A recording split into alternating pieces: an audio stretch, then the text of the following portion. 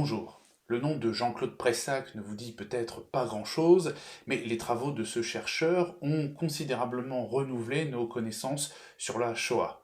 Jean-Claude Preissac a étudié de façon détaillée le fonctionnement des crématoires d'Auschwitz, c'est-à-dire les bâtiments qui servaient au gazage et à l'incinération des détenus. Pourtant, avant de devenir un expert des chambres à gaz, Jean-Claude Preissac a d'abord contesté leur existence. Alors comment cet ancien négationniste est-il devenu un spécialiste des chambres à gaz?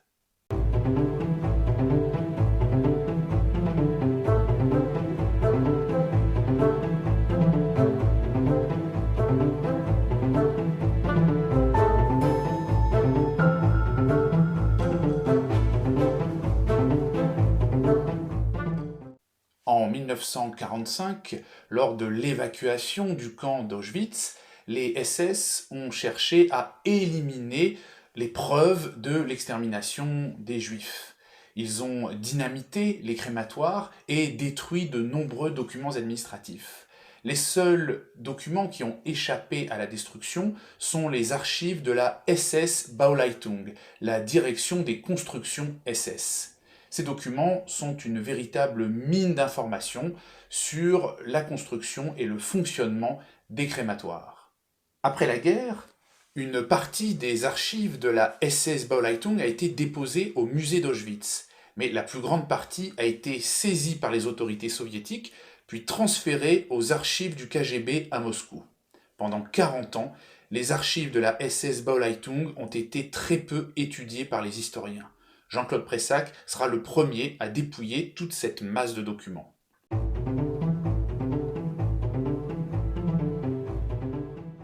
Commençons par quelques éléments biographiques. Jean-Claude Preissac est né en 1944 et mort en 2003. Preissac n'est pas historien de formation, il est pharmacien. Dans sa jeunesse, il fréquente les milieux d'extrême droite et adhère brièvement au Front National en 1973. Très tôt, Jean-Claude Preissac se passionne pour la Seconde Guerre mondiale et pour la Shoah. Après une visite à Auschwitz en 1979, Preissac se pose des questions sur l'extermination des Juifs. En fait, il a des doutes sur la réalité des gazages. Il s'intéresse alors aux travaux du négationniste Robert Faurisson, qui conteste l'existence des chambres à gaz et qui affirme l'impossibilité technique du gazage des Juifs. Preissac se laisse peu à peu séduire par les thèses négationnistes et va même collaborer pendant quelques mois avec Faurisson. En 1980, Preissac retourne à Auschwitz avec l'intention de prouver que les chambres à gaz n'ont pas existé. Il commence alors à étudier les archives de la SS Bauleitung. Cette enquête est pour lui un véritable choc. Preissac met à jour des milliers de documents qui le plongent au cœur même du système d'extermination nazi. Preissac découvre des lettres, des télégrammes, des plans, des photographies, des bons de commande, des appels d'offres et tout un tas de documents administratifs décrivant l'avancement des travaux. Jean-Claude Preissac prend alors ses distances avec Robert Faurisson et fait part de ses découvertes à plusieurs historiens. Pendant quelques années, Preissac coopère avec l'avocat et historien Serge Klarsfeld. Il coopère également avec l'historien Georges Wellers, ancien déporté et directeur de la revue Le Monde Juif. En 1989, Preissac publie son premier livre, Auschwitz, Technique and Operation of the Gas Chambers.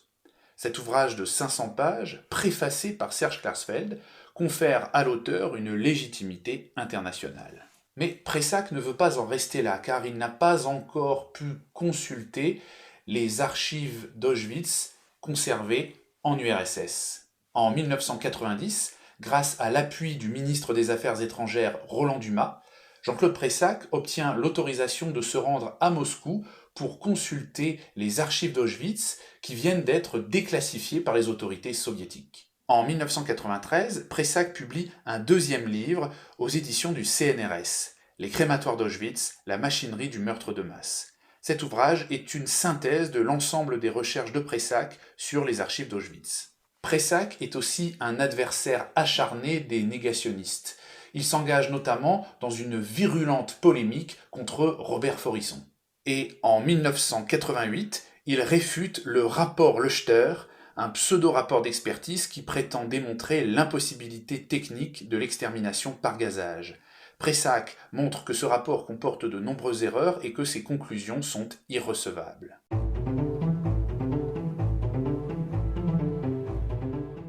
Jean-Claude Pressac a élaboré la première histoire technique de la Shoah. Auparavant, l'extermination des Juifs était surtout connue à travers les récits de témoins.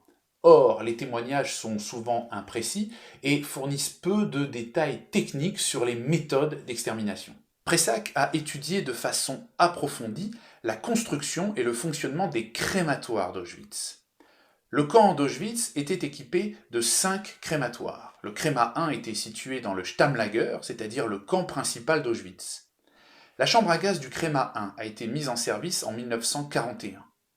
Les crémas 2, 3, 4 et 5 ont été construits entre 1942 et 1944 dans le camp de Birkenau, qui était un centre de mise à mort. À partir du printemps 1942, les gazages sont effectués exclusivement à Birkenau. Le créma 1 est alors abandonné et sera transformé en abri antiaérien par les SS en 1944. Grâce aux archives de la SS-Bolleitung, Jean-Claude Pressac a pu décrire de façon détaillée le fonctionnement des crématoires d'Auschwitz. Il a également mis en évidence le rôle d'un certain nombre d'entreprises dans la construction de ces crématoires. L'une de ces entreprises a eu un rôle particulièrement important, il s'agit de la firme Topf et Fils, qui était spécialisée dans la construction d'incinérateurs et dont le siège était situé à Erfurt. Pressac a aussi montré que les crématoires d'Auschwitz étaient un chantier permanent. Ils ont été remodelés, réaménagés à plusieurs reprises en fonction des besoins des SS. Selon Jean-Claude Pressac, les crématoires d'Auschwitz n'ont pas été conçus dans le but de gazer des êtres humains. Jean-Claude Pressac affirme que les chambres à gaz ont été aménagées a posteriori dans des salles qui, à l'origine, servaient simplement de morgue. Mais cette thèse ne fait pas l'unanimité chez les historiens. Les archives révèlent aussi de nombreux dysfonctionnements. Par exemple, les cheminées des crématoires d'Auschwitz avaient tendance à se fissurer en raison de l'utilisation intensive qu'en faisaient les SS. Il fallait donc remplacer les équipements au fur et à mesure, et ces dysfonctionnements ont occasionné un certain nombre de contentieux entre les fournisseurs et l'administration SS. Dans les archives de la SS-Bolleitung, Jean-Claude Pressac a relevé un certain nombre de traces criminelles, des informations qui attestent le gazage d'êtres humains à Auschwitz. Les archives mentionnent rarement les gazages de façon explicite, car ces opérations avaient un caractère secret. En fait, les gazages sont évoqués de manière indirecte à travers les différents travaux effectués sur les crématoires d'Auschwitz. Par exemple, dans une lettre datée du 29 janvier 1943, le chef de la SS-Bolleitung mentionne une cave à gazage à l'intérieur du crématoire numéro 2. Le mot Vergasungskeller a d'ailleurs été souligné dans la lettre, probablement par un membre de l'administration SS. Dans un document daté du 2 mars 1943, un contremaître de l'entreprise Riedel et Fils fait la liste des travaux à effectuer à l'intérieur du crématoire numéro 4. L'auteur mentionne le bétonnage d'une chambre à gaz. Un autre document de l'entreprise Riedel et Fils, daté du 28 février 1943, mentionne la pose de fenêtres étanches au gaz dans le crématoire numéro 4. Dans une lettre adressée à la SS-Bolleitung et datée du 2 mars 1943, l'entreprise Topf et Fils accuse réception d'une commande de 10 détecteurs de gaz pour le crématoire numéro 2. La lettre précise que les appareils doivent détecter les résidus d'acide cyanhydrique, c'est-à-dire de Zyklon B.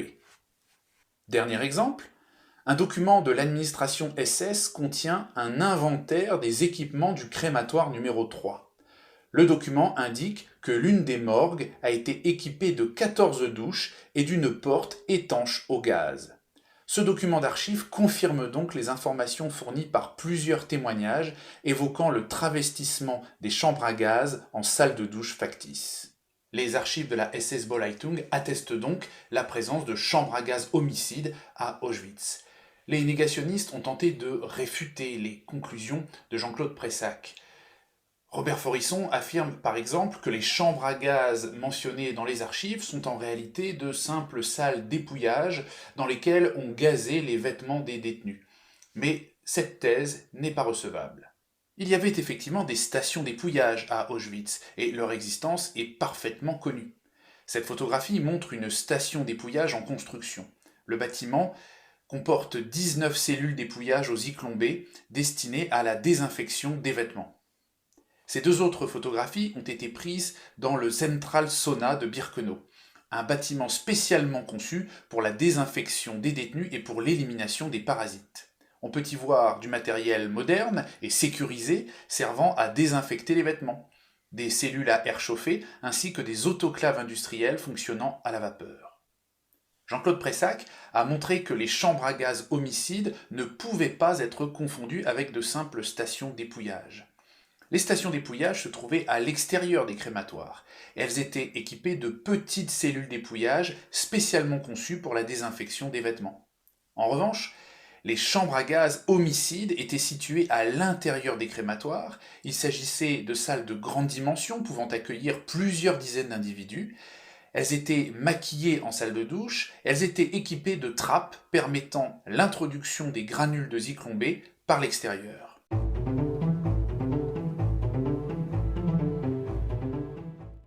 Les historiens ont unanimement salué la qualité scientifique des travaux de Jean-Claude Pressac. Ces travaux ont renouvelé nos connaissances sur la Shoah et ils ont ouvert de nouvelles perspectives pour les chercheurs.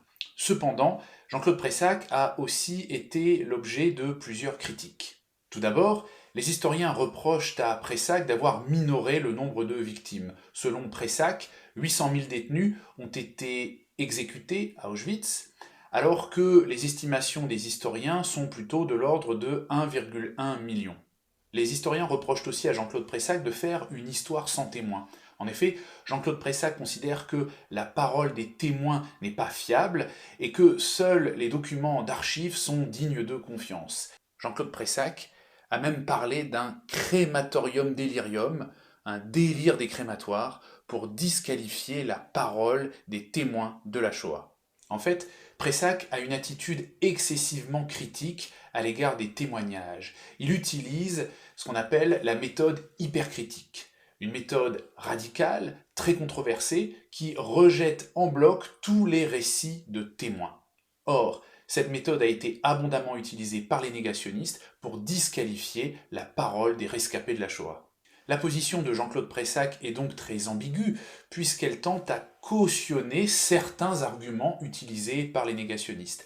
C'est la raison pour laquelle de nombreux historiens se sont détournés de Jean-Claude Pressac dans les années 90. Critiqué à la fois par les historiens et par les négationnistes, Jean-Claude Pressac finira sa vie dans la solitude.